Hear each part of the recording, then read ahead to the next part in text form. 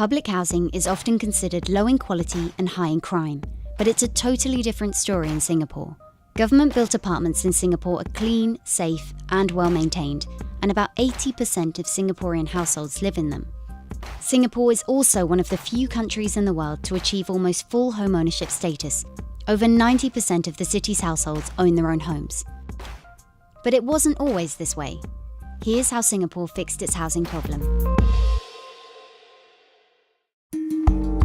In 1959, when Singapore obtained self-governance from the British, the city was having a severe housing crisis, struggling to accommodate its growing population. In 1960, Singapore's first Prime Minister, Lee Kuan Yew, and his government set up the Housing and Development Board, or HDB, a public housing agency with a mission to build rental units for the poor.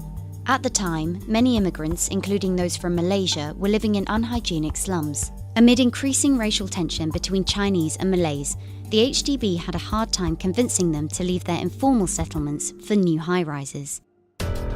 Then came the still unexplained fire which broke out in the squatter settlement of Bukit Ho Swee on the 25th of May 1961. An area of 400,000 square metres was razed, 4 people were killed and around 16,000 left homeless. The government successfully rehoused all of the fire victims within a year and built new housing on the site of the disaster in the next 5 years.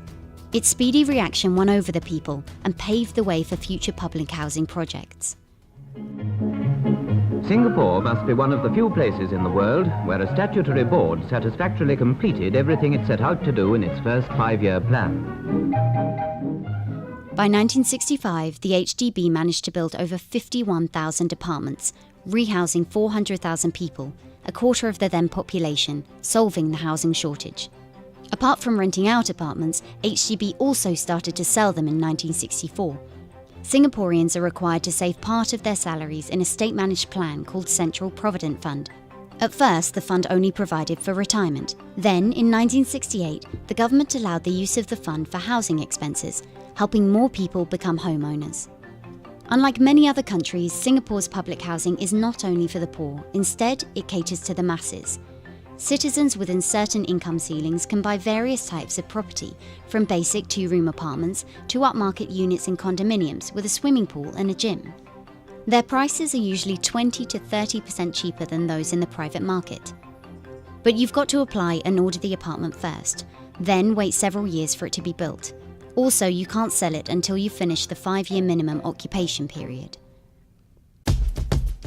Today, HDB has planned, designed and built over 1 million apartments spreading over the city-state. The percentage of people living in public housing has grown from 9% in 1960 to 82% in 2016, and the home ownership rate has also increased rapidly with the rise of Singapore's economy.